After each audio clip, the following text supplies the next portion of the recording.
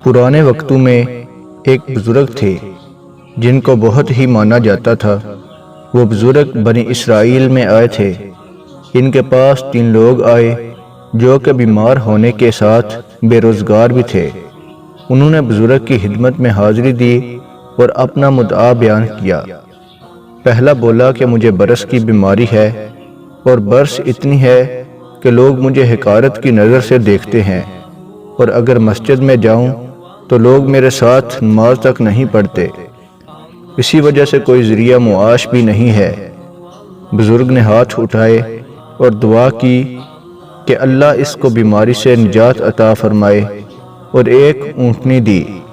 اللہ نے اس اونٹنی میں اتنی برکت دی کہ چند ہی سالوں میں سینکڑوں اونٹنیاں ہو گئی۔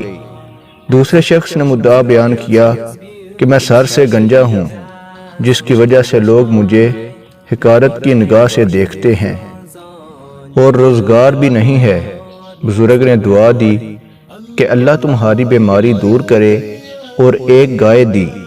اللہ نے اس کی بیماری دور کی اور بہت ہی خوبصورت بال دیے۔ چند سالوں میں اس کی گائے میں اتنی برکت ہو گئی کہ اللہ نے اس کو سینکڑوں گائے عنایت فرمائی۔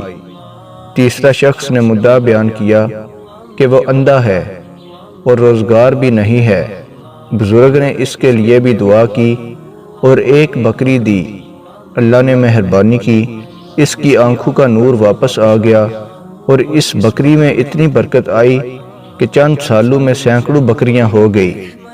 کچھ سالوں بعد وہ بزرگ پہلے آدمی کے پاس آئے اور بولا کہ میں بے روزگار ہوں، اللہ نے تمہیں بہت مال و دولت دی ہے، اور اللہ کے دیے ہوئے میں سے کچھ دو۔ وہ بندہ غصے ہوا اور بولا، میں نے محنت کی ہے، میرے باپ دادا نے مجھے جائیداد میں حصہ دیا، تم یہ کیسی باتیں کر رہے ہو؟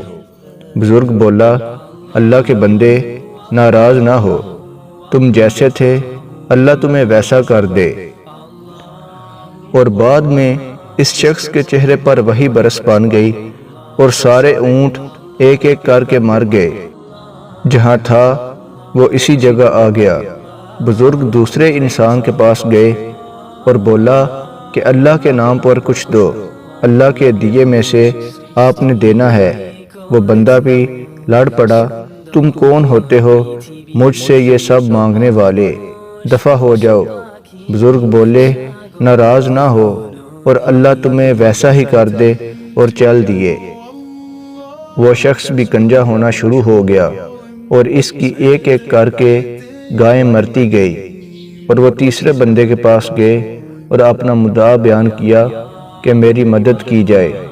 تیسرا بندہ رونے لگ پڑا اور بولا کہ میں غریب اور اندھا تھا، مجھے اللہ نے بعد میں ایک بزرگ کی دعا سے بہت کچھ دیا، یہ اس اللہ کا مال ہے، آپ نے اللہ کے نام پر مانگا ہے، جو جتنا آپ کا دل کرتا ہے آپ ان بکریوں سے لے سکتے ہیں۔